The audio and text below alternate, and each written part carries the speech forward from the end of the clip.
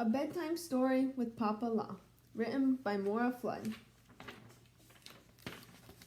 There once was a baby Bill that wanted to be just like his papa. Every night, Papa Law told a story to his son before bedtime. On one particular night, baby Bill was especially excited to hear his dad's story. "What story would you like to hear tonight?" Papa Law asked.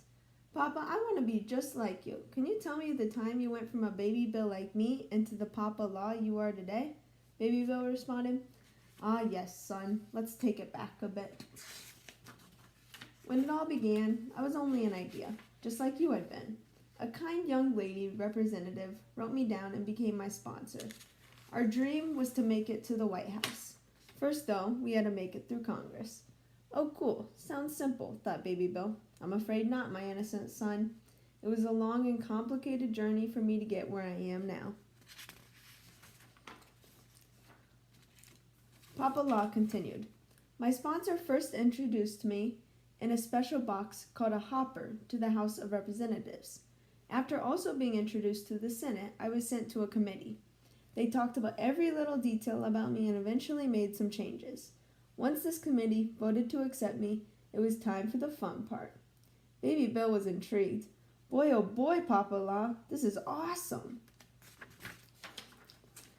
Once I arrived in front of the members of the House, they debated and proposed changes to me.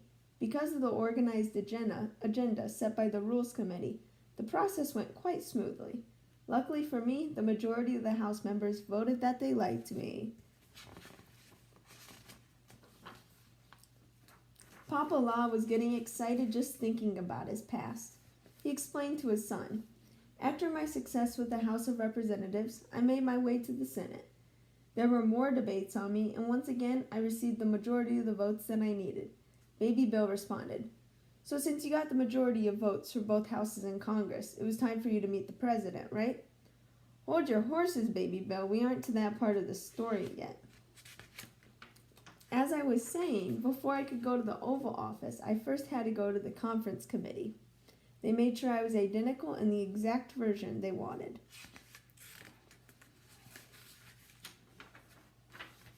I traveled back to Congress where I needed further approval.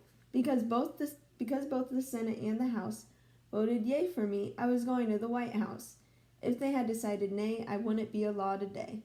Baby Bill was amazed. "Wow, I can't believe you made it this far." Papa Law continued.